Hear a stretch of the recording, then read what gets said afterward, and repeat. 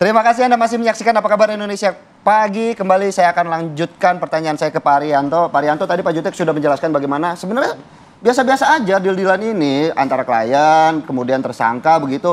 Nah, kalau dari kacamata kepolisian dan pengalaman Pak Arianto sebenarnya pernah nggak mendapatkan tawaran-tawaran seperti itu, Pak? Pertama, yang saya pahami dari Pak Jutek tadi ya mengatakan secara teoritis ya, pengacara itu boleh saja minta imbalan kepada kliennya sepanjang itu sesuai dengan perjanjian dan itu wajar. Tetapi dia dilarang untuk mendapatkan sesuatu yang di luar dari perjanjian itu, apalagi tidak wajar gitu. Dan dalam praktek yang saya lihat itu ya, saya mulai tahun 92 itu sudah menyidik. Dan setiap ada kasus penyidikan itu ya, selalu datang pengacara kan. Pengacara itu secara garis besar bisa menjadi 3 lah. Pengacara yang baik, pengacara yang sedang-sedang, pengacara yang buruk. Kayak gimana tadi? Yang baik ya, profesional dia, jujur. Dia pasti mengutarakan, Pak, ini klien saya begini, salahnya begini, pasalnya begini, buktinya gini. Saya tolong ini diterapkan secara objektif, dan kalau memang dia bisa bebas ya bebas, tapi kalau dihukum ya jangan diperberat gitu. Baik. Itu pengacara yang baik. Tapi kalau pengacara yang buruk, dia datang, Pak, saya tolong ini klien saya, apapun alasannya biar bebas lah gitu. Ini kami sediakan uang segini. Itu hampir setiap kasus itu kayak gitu menghadapi seperti itu. Nah, di sisi lain juga ada penyidik yang baik, ada yang setengah baik, ada yang buruk. Yang buruk itu apa? Penyidik yang buruk itu gini, begitu ada kasus gini, kemudian ini kamu mau bayar segini, kalau enggak ini saya perberat. Nah, contohnya kayak gitu. Jadi ini satu yang kita bicarakan ini adalah antara teori dan praktek. Nah, kalau dari kasus ini sendiri Pak, kan tadi ada 3 kategori. Ya. Baik, setengah baik, buruk begitu. Nah, kalau dari kasus ini seperti apa? Karena kan kalau dari Bang Tony melihat saya tidak bisa menjelaskan. Ada kasus yang kemudian dihilangkan begitu. Saya tidak bisa menjelaskan, Pak, tapi nanti dari penyidikan ini kan terungkap apa yang sebenarnya terjadi sih gitu. Yang terjadi ini ya, apakah pertama kali pengacaranya menawarkan untuk damai itu dan sebagainya sehingga penyidik tertarik ya untuk itu, atau penyidiknya yang menekan pada ini sediakan uang segini nanti ingin saya hentikan. Tapi dari keterangan yang ada masuk ini kan nggak kayak itu yang terjadi. Sementara pengacara yang ngasih diberitakan 17,1 miliar, yang diterima penyidik cuman sekitar 6 miliar. 6 miliar katanya, ya, tapi menurut apa yang saya dengar itu hanya 750 juta gitu. Kan tidak seperti itu. Makanya kita perlu pendalaman dalam hal ini. Nah, yang menarik juga salah satunya adalah bagaimana perkembangan dari kasus ini kemudian menarik AKBP Gogo Galesung ya Pak, yang kemudian diperiksa juga, ikut diperiksa sebagai pengganti dari AKBP Bintoro, kemudian juga ditempatkan di tempat khusus Pak, karena diindikasikan AKBP Gogo Galesung ini memberikan pasal yang ringan begitu kepada pelaku. Nah, itu Pak. diduga itu tadi kan. Kalau pansus itu adalah bagian daripada proses etika. Galesung sebagai penggantinya Pak Bintoro itu sudah risiko dia.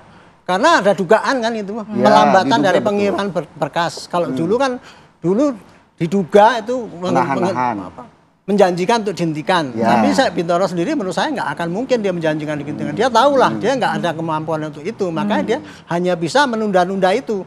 Tapi kemudian dia kan nggak bisa nunda terus setelah dia pindah. Nah, kemudian tetap ketika dipegang oleh Gogo, langsung itu kasus dikirimkan ke sana kan gitu Pak. Diproses. Tapi kan ada kasus-kasus yang kemudian hilang. Nah, itu kan masalahnya setelah muncul dari Pak Tony ini tadi kan gitu kan. Itu jadi itulah trik-trik daripada kecurangan yang terjadi itu Pak ya. Kalau itu tadi yang saya katakan, meringankan, mengurangi pasal-pasal yang berat kalau dia terima duit, tapi kalau dia tuntutannya nggak dipenuhi, kasih pasal-pasal yang berat, itu bagian daripada kejadian yang itu. Tapi Pak Arianto, kalau misalnya tadi kalau kata Bapak yang aktif adalah kuasa hukumnya dalam melobi kasus ini, bukan dari pihak penyidiknya, itu hukuman dari polisinya bisa lebih ringan? Polisinya kalau pemerasan, kan pasalnya sendiri, kalau pemerasan itu hukumannya lebih berat. Tapi kalau penyuapan itu kecil atau besar itu sama juga hukumannya berat, karena itu masuk dalam kasus korupsi kan gitu kan. Cuman kasus-kasus yang kayak gini ini jarang sekali terungkap gitu, diungkap sampai ke penyidikan pidana. Makanya saya pesan ya ini, gonjang-ganjing sekarang ini kesempatan baik untuk kita bebenah sistem hukum kita. Di kalangan pengacara, tolong juga dari Peradi juga ngawasin juga ini perilaku-perilaku kayak gini, tolong periksa, dan kemudian kalau memang ada praktek itu tadi pelanggaran, bukan pelanggaran etik loh, tapi penyuapan segala itu dia ungkap sampai pengadilan, bantu untuk diungkap. Sama juga di lingkungan polisi. Seperti kemarin sampaikan oleh Pak anggota DPR, jangan sampai kalau kita ada pelanggaran etik sekarang ini berhenti di ini, dipacu, selesai, dipecat. Tapi pidana pemalsuannya itu penyuapannya itu tidak diproses. Betul. Publik akan menunggu. Jadi saya kira ini saat yang baik untuk benah-benah ya, baik di kalangan pengacara maupun di kalangan para penyidik itu. Jadi kasus ini bisa dibilang sebagai kotak Pandora begitu ya Pak, iya, untuk membuka, untuk memperbaiki sistem hukum begitu kita ya, itu. bahwa jangan sampai ada maklar-maklar kasus di iya, semuanya harus kemudian hari berbenah begitu ya, bukan hanya dari jangan kita hanya kepolisian, tapi menghujat juga ini dari kok kuasa polisi hukum. kok brengsek gini, pengacara kok gini. Tapi nggak ada endingnya.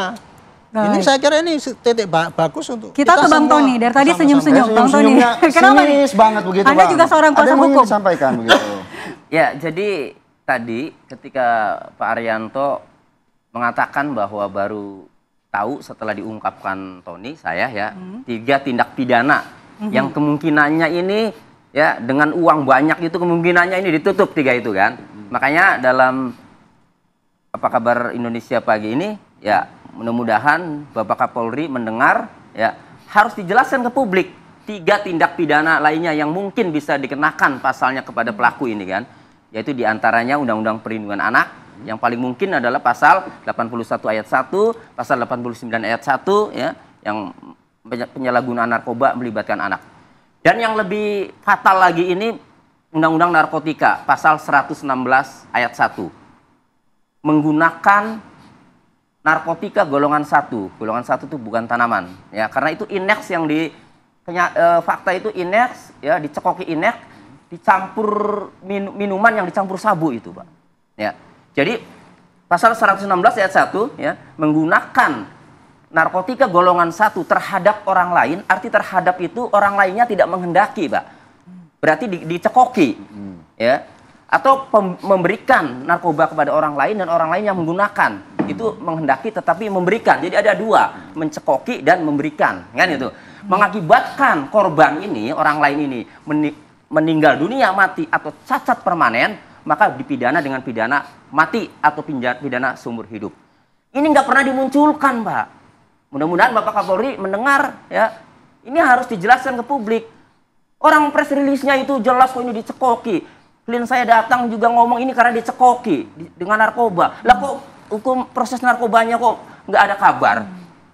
Nah, makanya saya curiga jangan-jangan ya uang miliar-miliaran itu jangan-jangan ya ini untuk menutup 3 tindak pidana ini ya, narkoba ya, kemudian senpi, kemudian Undang-Undang Perlindungan Anak. Saya khawatir ya, nah, yang maju 338. Justru kalau menurut saya ini salah menerapkan pasal 338 ini kalau menurut saya. Yang cocok? Yang cocok yaitu kalau mengakibatkan mati, kan ada pasal 116 ini tadi Undang-Undang Narkotika ini kan mencekoki mengakibatkan mati kan, itu masuk pasalnya.